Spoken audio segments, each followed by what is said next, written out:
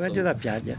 C'è un tipo che è partito dal rastretto, da qui c'è da Vicari, per Montanà in Carbine o lì, non so mica esattamente.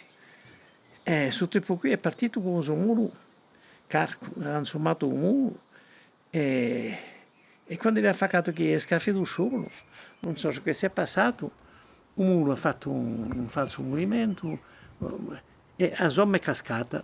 A somma è cascata e il tipo dice, beh, come ha radio davanti, solo non c'è mica a sbucare, insomma, perché ci vuole mettere un peso da un canto e un peso da quell'altro a tempo, perché sennò un basso pendia.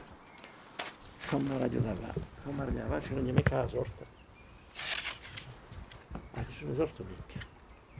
E sta un momento così si pongono poche questioni e poi volta l'occhio si ira e vede un tipo arrembato una riccia. Oh amico, dice, vi invio signori. Dice, mette a posare un corpo di mani insomma come muro. Ah no, dice, mi dispiace, c'è un posso mica. Dice, perché? Dice, non ho mica forza. Come non è di forza? Dice, sono morto di tisia.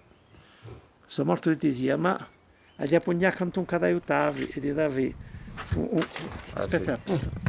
Dice, vai a dare conto con un segnamento. Dice, curetta appena più in su, da che ti ho su un luchivi, poteva altrimenti.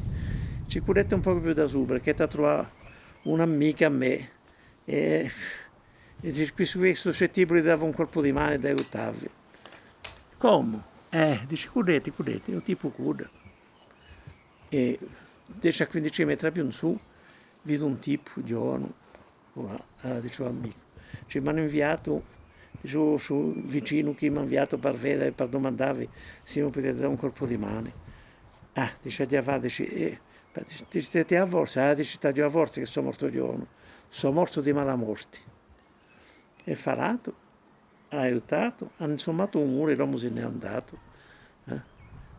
Se è vera, non si è ben trovata, è un altro affare. Qui è un vecchio d'Orono, zio Paolo, un mischiavo di pollo cucchi, un dottore, che ci contava a veglia, tanto in Orono, ci contavano i pochi di voli. Era un uomo che sapeva contare.